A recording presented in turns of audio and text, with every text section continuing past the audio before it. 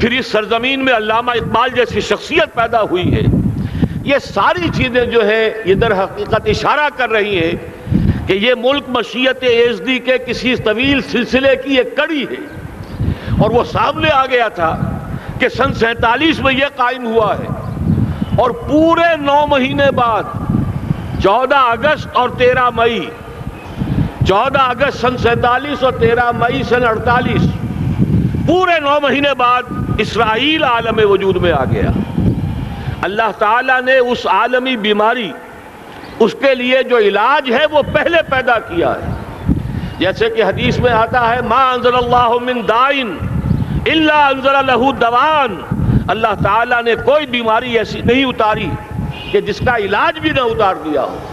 اور جیسے کہ ماں کی چھاتیوں میں بچے کی ولادت سے پہلے دودھ پیدا ہو جاتا ہے، اس کی غذا کا بندوبست پہلے ہو جاتا ہے، اسی طریقے سے اسرائیل کا جو فتنہ اٹھنے والا تھا اس کی سرکوبی کے لیے پاکستان وجود میں آیا ہے. اور آج وہ مرحلہ آ گیا ہے تاریخ کا ایک عظیم موڑ.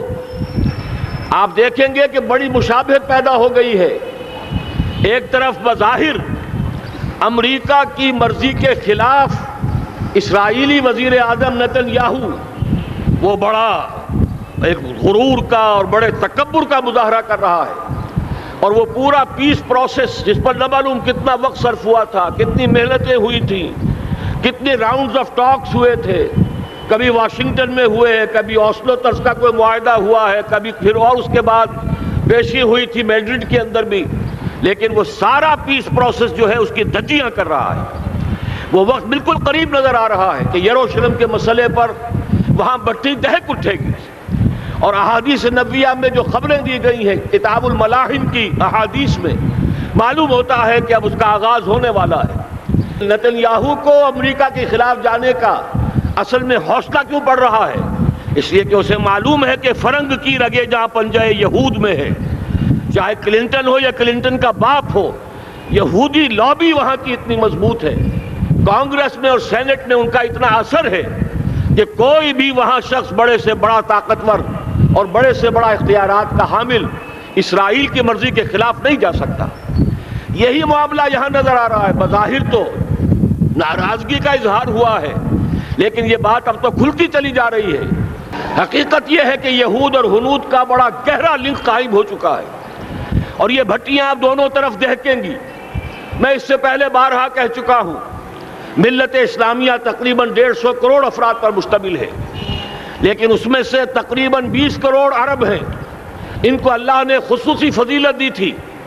یہ تھے کہ جن کی زبان میں قرآن نازل ہوا، خود محمد عربی صلی اللہ علیہ وسلم عرب تھے، انہیں جو فضیلت عطا کی تھی. لیکن بدقسمتی سے اس دور میں آ کر بھی انہوں نے آزادی حاصل کرنے کے بعد بھی اپنا قبلہ درست نہیں کیا. کسی نے ماسکو کی طرف رخ کیا، کسی نے واشنگٹن کا رخ کیا، اللہ اور اس کے رسول کی طرف رخ نہیں ہوا. واقعہ یہ ہے کہ مجرم ہیں. دوسرے بڑے مجرم 150 کروڑ میں سے 10% یہ 15 کروڑ مسلمان ہیں. حالیہ جو سینسس ہمارا ہوا ہے اس کے بعد اندازہ ہو رہا ہے کہ یہاں کی آبادی 15 کروڑ ہو چکی ہے.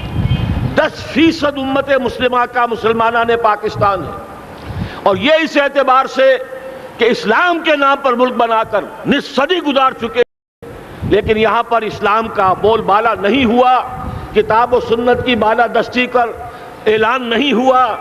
دستور میں ساری اسلامی دفعات موجود، لیکن اس کے ساتھ ہی ایسے خلا موجود، چور دروازے موجود کہ کوئی دفعہ بھی مؤثر نہیں ہے. یہ منافقت کا پلندہ لے کر ہم چل رہے ہیں اس دستور کو، اس دستور مملکت پاکستان کو. لہذا واقعہ یہ ہے کہ یہ بھٹی جو ہے اب ہماری آزمائش کے لیے آگ آد ابراہیم ہے، نمرود ہے. کیا کسی کو پھر کسی کا امتحان مقصود ہے؟ اسی لیے میں نے وہ آیت بھی آپ کو سنائی، وَلَنَّبْلُوَنَّكُمْ بِشَيْءٍ مِّنَ الْخَوْفِ وَالْجُوعِ. آج کی صورتحال پر غور کیجئے، کس درجے یہ الفاظ ہمارے جو ہیں وہ ثابت ہو رہے ہیں اور جس اپلائی ہو رہے ہیں. ایک خطرہ پیدا ہو چکا ہے. واقعہ یہ ہے کہ کوئی کرائسس ہو، کوئی خطرہ ہو، کوئی اندیشہ ہو تو قوم جاگ جایا کرتی ہے. اور اس کے بعد حقیقت یہ ہے اگر ہم نے جرأت کر لی، اور مجھے یقین ہے کہ ہو جائے گا، کچھ لیت و لال ہے، کچھ تاخیر ہے، حکومت کے کچھ اعلانات دو طرفہ سے بھی آ جاتے ہیں، لیکن مجھے یقین ہے یہ دھماکہ ہوگا، یہ مشیت ایزدی ہے، یہ شدنی امر ہے، یہ ہوگا۔ اور اس کے بعد یقیناً اس آیت مبارکہ کا دوسرا لفظ ہم پر منطبق ہوگا، وَلَنَبْلُوَنَّكُمْ بِشَيْءٍ مِّنَ الْخَوْفِ وَالْجُوعِ۔ یہاں دوسرا لفظ بھوک کا لفظ ہے، ہم پر سختیاں آئیں گی یقیناً۔ الکفر ملت واحدہ، پوری دنیا امریکہ کی زیر سرپرستی ہمارے خلاف کھڑی ہوگی، ہمارے اوپر پابندیاں لگیں گی، لیکن شاید ہمارے جذبہ ایمانی کو بیدار کرنے کے لیے اللہ تعالیٰ اسی کو ذریعہ بنا دے، اور پھر اس کے ذریعے سے پورے عالم اسلام میں عوامی سطح پر جو ہمدردی پیدا ہوگی پاکستان کے ساتھ، اس کے آثار شروع ہو گئے ہیں۔ کبھی قطر کی طرف سے خبر آ رہی ہے، کبھی الاحرام کا جو ہے وہاں بات سامنے آ رہی ہے۔ معلوم ہو رہا ہے کہ جو بھی پبلک اوپینین ہے پورے عالم اسلام میں، اس کی وجہ کیا ہے؟ میں نے اپنے پچھلے جمعے کے خطاب میں عرض کیا تھا کہ جیسے پاکستان سلطنت خداداد پاکستان ہے، ایسے ہی اس کی ایٹمی صلاحیت یہ بھی خداداد ہے، اللہ نے چھپر پھاڑ کر ہمیں دی ہے۔ ایسا نہیں تھا کہ ہم نے لیبارٹریاں بنائی ہوں، ہمارے سینکڑوں اور ہزاروں سائنسدان ریسرچ میں لگے ہوئے ہوں، نہیں، اچانک اللہ تعالیٰ کی طرف سے ہمیں ایک نعمت غیر مترقبہ عطا ہو گئی ڈاکٹر عبدالقدیر کی شکل میں۔ پھر نہ معلوم کس کس ذریعے سے اس پروگرام کو آگے بڑھانے کے لیے جن پرزوں کی ضرورت تھی، کس کس ذریعے سے وہ پرزے یہاں پہنچے ہیں۔ یہ بھی خالص خداداد صلاحیت ہے، اور اس کو سمجھ لینا چاہیے کہ یہ ہمارے لیے ایک فرض کفایہ کے درجے میں ہے پوری امت مسلمہ کی طرف سے۔ اس کی وجہ کیا ہے؟ پورے عالم اسلام میں کہیں اور یہ صلاحیت موجود نہیں۔ کچھ ایٹمی دانت نکلنے کا امکان پیدا ہوا تھا عراق میں، آپ کو معلوم ہے کئی سال پہلے اسرائیل کے جیٹس آئے اور اس کی ایٹمی تنصیبات کو تہس نہس کر کے چلے گئے۔ اس کے بعد جو کچھ ہوا ہے خلیج کی جنگ میں، اس کا اگلا پچھلا کھایا پیا سارا اگلوا دیا، اور اس کے لیے جو پابندیاں ہیں شدید سے شدید تر ابھی تک چلی آ رہی ہیں۔ تو اچھی طرح سمجھ لیجئے کہ پورے عالم اسلام میں صرف ایک پاکستان ہے، پوری دنیا میں صرف ایک ملک ہے جو اسلام کے نام پر بنا، پورے عالم اسلام میں صرف ایک ملک ہے جس کے پاس ایٹمی استعداد ہے۔ ان دونوں چیزوں کو سامنے رکھیے تو پھر مشیت ایزدی میں مختلف چیزیں جو اللہ تعالیٰ کی اس تدبیر کے اندر موجود ہے، اس کی کچھ نہ کچھ کڑیاں جو ہے ملتی نظر آتی ہیں۔ لہذا اگر یہ معاملہ اب ہو جاتا ہے تو یقیناً اگرچہ سختی آئے گی، وَلَنَبْلُوَنَّكُمْ بِشَيْءٍ مِّنَ الْخَوْفِ وَالْجُوعِ، لیکن ایک تو یہ کہ اس قوم کے اندر سے انشاءاللہ جذبہ ایمانی برآمد ہوگا، اس قوم کے اندر سے ایثار اور قربانی کے جذبات برآمد ہوں گے، پورے عالم اسلام کی اخلاقی سپورٹ اسے حاصل ہوگی۔ اور میں یہ سمجھتا ہوں کہ جیسے نوائے وقت نے بھی بہت اچھا کیا، کل یا پرسوں کے اپنے جو سر وقت پر وہ احادیث شائع کر دی ہیں، جن میں سے دوسری حدیث بڑی معنی خیز ہے۔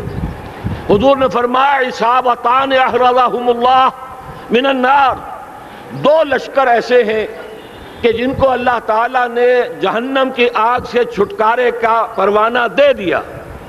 وہ لشکر جو ہیں وہ جہنم کی آگ سے چھٹکارا پا گئے، احرزہم اللہ من النار۔ وہ دونوں لشکر کون سے ہوں گے؟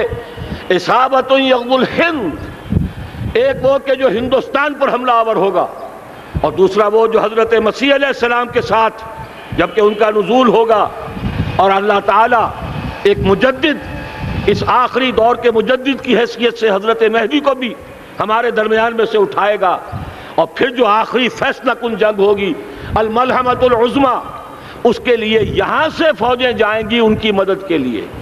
اب ان دونوں فوجوں کو ایک حدیث میں جمع کرنے سے اندازہ کر لیجئے کہ اس کا مطلب کیا ہے۔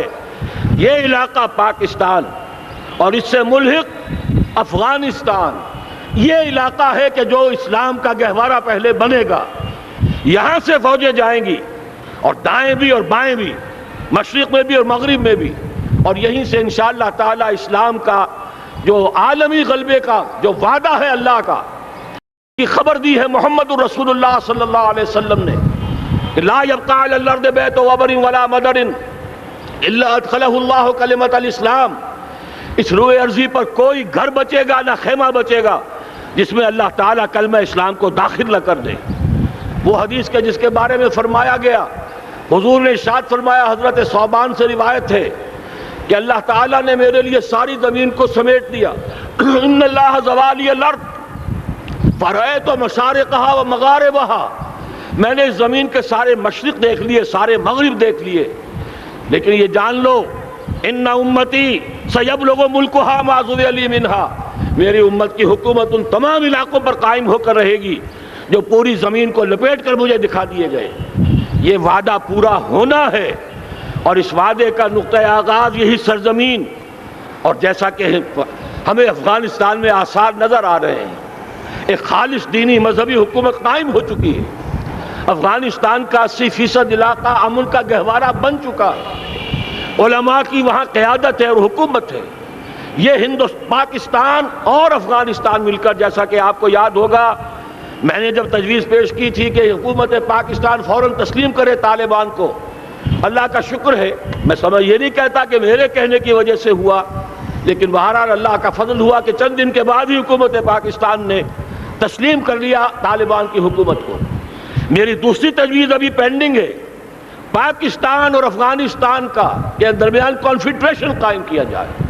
یہ ملک دونوں مل کر واقعتاً، کہ ایک نے واقعتاً 15 لاکھ سے زیادہ جانیں دے کر مرنا سیکھ لیا ہے، اور جو قوم مرنا سیکھ لے اسے کوئی مار نہیں سکتا، اسے کوئی شکست نہیں دے سکتا، اور ایک وہ قوم ہے پاکستان میں کہ جو 400 سال کی تجدیدی مسائی کے اثرات کی امین ہے، یہ اس کا تراث علمی ہے، چاہے وہ تحریک حضرت مجدد الفسانی کی تھی، چاہے وہ علمی تحریک شاہ ولی اللہ کی تھی، چاہے وہ تحریک جہاد سید احمد بریلوی کا تھا، چاہے اور جو بھی رجال عظیم پیدا ہوئے ہیں 14ویں صدی ہجری میں، ان سب کے اثرات یہاں موجود ہیں۔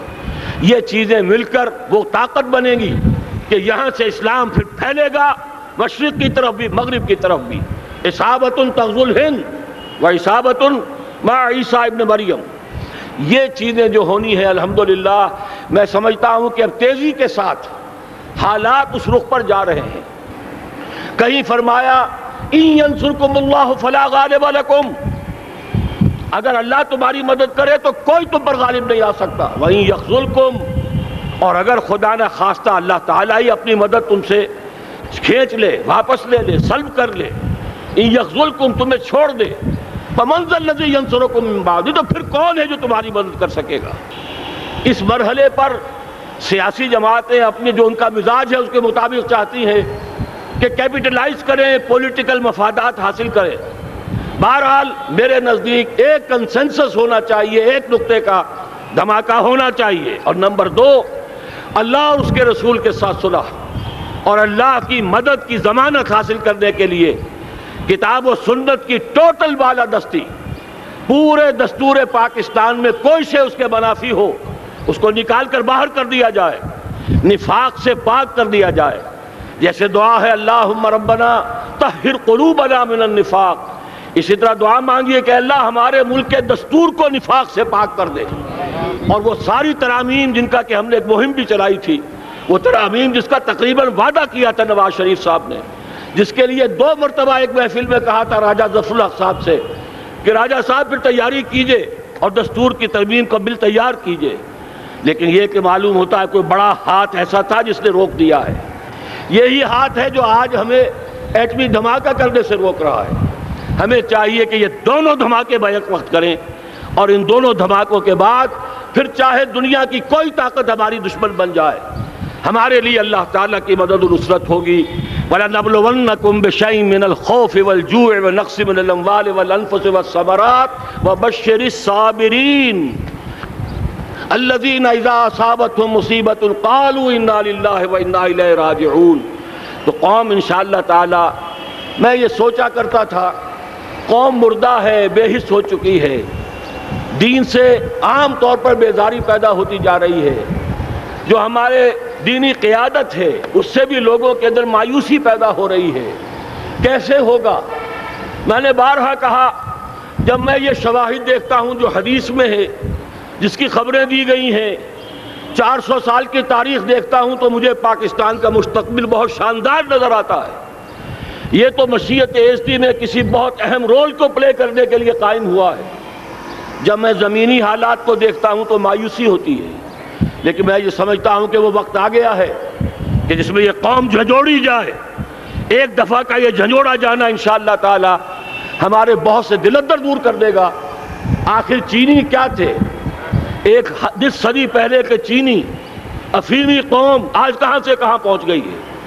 ہمارے اندر بھی چاہے یہ کہ اوپر راکھ ہے، اندر چنگاریاں ہیں، ان چنگاریوں کے بھڑکنے کا وقت آ گیا ہے، اور انشاءاللہ العزیز اسی ایٹمی دھماکے سے اس پورے عمل کا جو ہے آغاز ہو جائے گا، جس سے یہ سرزمین پاکستان اسلام کا گہوارہ بنے، اور پھر یہاں سے پوری دنیا میں اسلام کے غلبے کی جد و جہد کا آغاز کیا جائے۔ بس میں اسی پر اکتفا کر رہا ہوں۔ اللہ تعالیٰ سے دعا کرتا ہوں کہ وہ ہمارے حکمرانوں کو، اگر تو کوئی تاخیر ہو رہی ہے انتظامی امور کی وجہ سے، کوئی بات نہیں، بہرحال معاملہ ایک اچانک ہو گیا ہے، لیکن مجھے توقع ہے کہ انشاءاللہ وہ دھماکہ ہوگا اور جلد ہوگا۔ اگر کوئی تذبذب ہے تو ہم اللہ تعالیٰ سے دعا کریں گے وہ نواز شریف صاحب کے دل کو پھیر دے اور اس کے اندر استقامت پیدا کر دے، اور دوسرے یہاں کی سیاسی جماعتوں کو بھی یہ توفیق دے کہ کوئی اور سیاسی مسئلہ اس وقت نہ اٹھائیں، اور جو بھی یہاں پہ مذہبی اور دینی عناصر ہیں انہیں اللہ توفیق دے کہ وہ اس دھماکے کا مطالبہ کرنے کے ساتھ ساتھ، بلکہ میں یہ سمجھتا ہوں کہ اس سے بھی زیادہ زوردار انداز میں دستور پاکستان سے منافقت کے خاتمے اور کتاب و سنت کو سپریم لا قرار دینے کی ترمیم جو ہے اس کا دھماکہ بھی کیا جائے۔ اللہ تعالیٰ ہمیں اس کی توفیق عطا فرمائے۔ اقول قولی ھذا واستغفر اللہ لی ولکم ولسائر المسلمین والمسلمات۔